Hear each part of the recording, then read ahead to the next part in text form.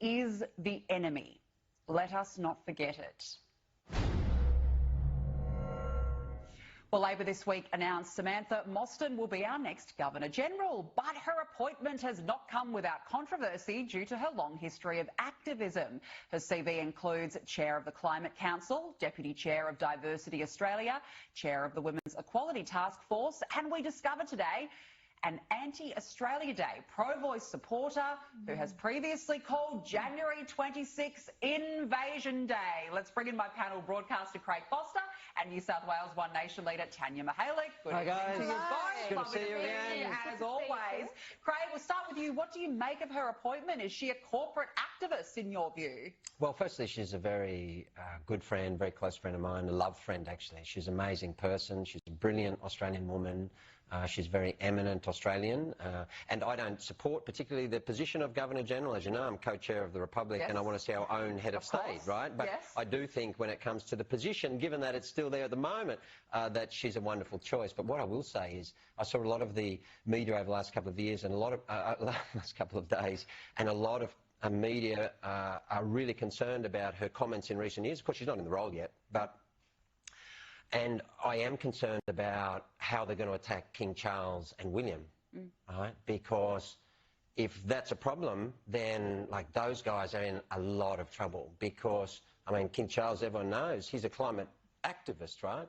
So you know, he was at COP28 last year, advocating for climate action from Rishi Sunak. He was actually calling on the UK government to do more on climate. And just last week, actually, I think it was the last couple of weeks, you saw William engaging himself in politics in relation to Gaza, actually, and being criticised. Now, they're the head of state. So Sam Mostyn is only the Governor-General, who answers to our actual head of state, who's King Charles.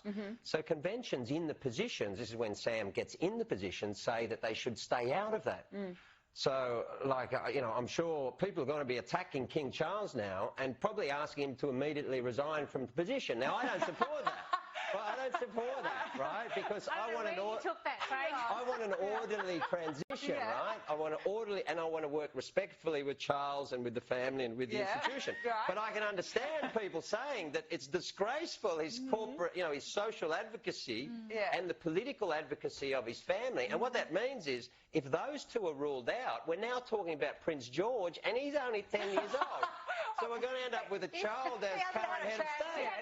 You never know. I mean, the late Queen, she was young when she became the head of state. So, look, you know, but I understand the point that you're making there. Tania, do you agree? Do you think that overall she is a good appointment despite the activism background?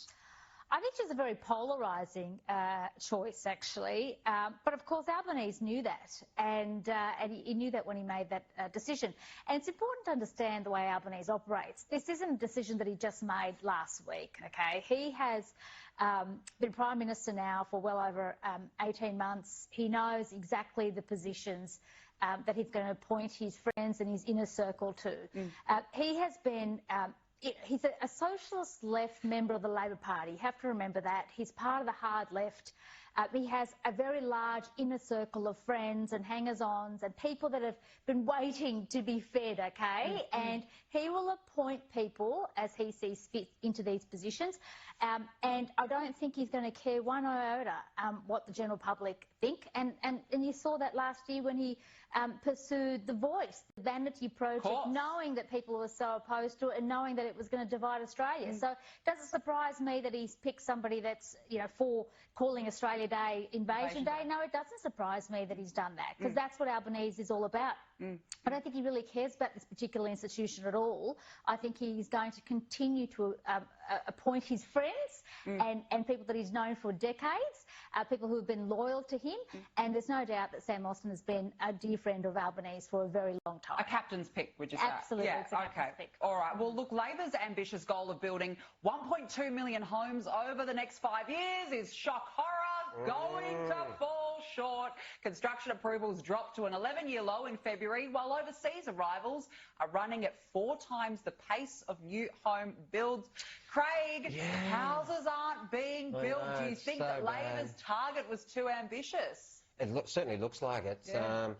And I'm just not sure Who has the plan? I wish I had the plan. If I had the plan to solve this, I'd be making a lot of money. I know that for sure. You can build some houses, can't you? But we know that you know, the supply chain is just not there. You know, the Housing Industry Association is saying that the costs of all of the materials have gone up so much that, you know, now the approvals are down at the same time that we've got record immigration, right? And so we're kind of in a perfect storm at the moment. I do think that the conversation needs to happen, you know, at national level as to how we solve. I did see a really good article last week that was talking about the fact that we have a really big public infrastructure agenda at the same time as we have a big housing need, and at the same time that we're also having a lot of kind of new gas fields and these things. Was that on April Fool's Day? Because where's the public infrastructure, Craig? I haven't seen the agenda for public infrastructure. No, I mean, all of the freeways that we're going here, and, you know, you've got what's happening in New South Wales where they've had to put some of it off, and of course all those costs are going.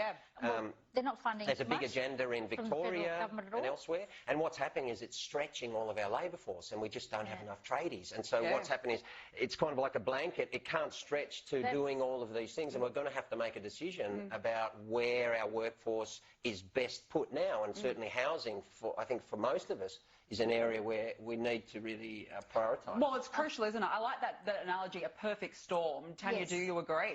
Well, it is a perfect storm, but it's one that he knew was going to happen, because in August last year, when Albanese amended the original housing target of 1 million to 1.2 million, he was told very clearly by the Master Builders Association, by the industry experts, that it wasn't achievable. He was told that directly at that time. Despite that, they kept waving in migration levels to record highs.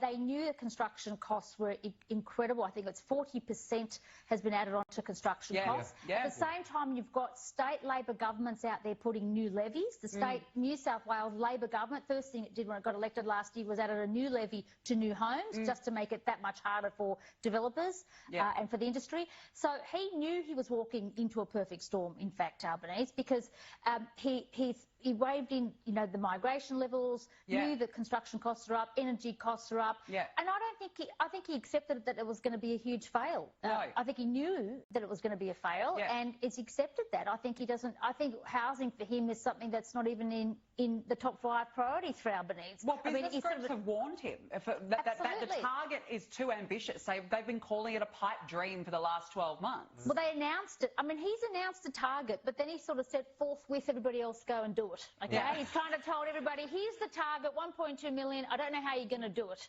Okay, he's not helping with any tax, you know, removing taxes or encouraging the states to remove the taxes. And he's not helping with the costs associated or with any energy relief. I mean, it's another broken promise. And I don't think. Well, it is good that everyone's focusing on it, and the commitment to solve, or do our best to solve what is a housing crisis. But the commitment's coming from the private sector, Craig. It's not coming from the government. That's wherever it's coming, Australia's really focused on it for the first time in a long time. We realised that we didn't build a lot of housing for a long time. We realised we haven't built virtually any social housing either. And that we need to solve this. And I think it's not only high time because of cost of living, but it's a really important issue for the next generation of Australians. Spot on for the next generation in particular, but also for your first homeowner and if you're looking to get into the market. Right now, it's absolutely impossible. Now, this is interesting. The PM has billed us taxpayers $750,000 in the first 3 months of last year. This includes over $180,000 on his international travel, $480,000 on his employees' travel, and $6,000 on family travel. Tania, Airbus Albo striking again. Look, Polly's entitlements have really been thrust into the spotlight lately. Does there need to be greater transparency? Look, it's always amazes me as a state MP how much the federal members of parliament get in terms of allowances. But can I just say, the more transparency, the better. And I think it's important that every expense that these members of parliament make, that they sign off on them. That they sign declarations that they were for the right purpose, that they in fact took the cheapest option available. That's what I'd like to your members of parliament to sign off, because you've actually got to demonstrate and prove to the taxpayer that you took the most affordable option. So the idea that both Bowen and Albanese very recently took separate jets to the one location to make the one announcement, that makes people really sick.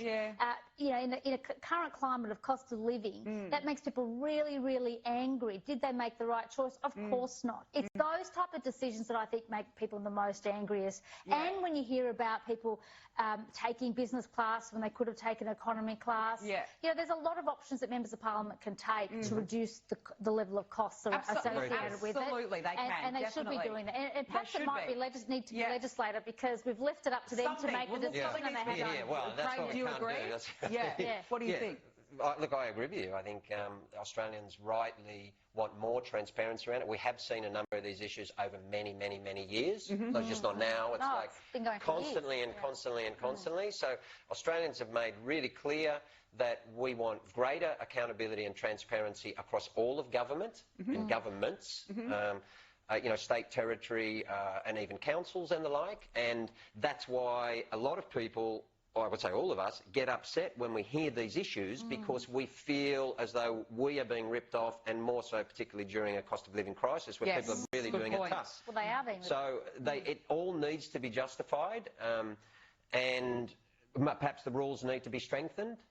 Sometimes there are, of course, good reasons around it, but we need to understand very clearly what they are. And I just think it's a kind of broader issue around politics. I mean, trust in politicians and politics right now is at, I don't know if it's an all-time low, but it is very significant, decade-long low. Absolutely, And this is a big part of it, is because we keep hearing these things and people go, oh, hang on a minute, like I'm being asked to do this and I'm paying all my taxes, which we are, right?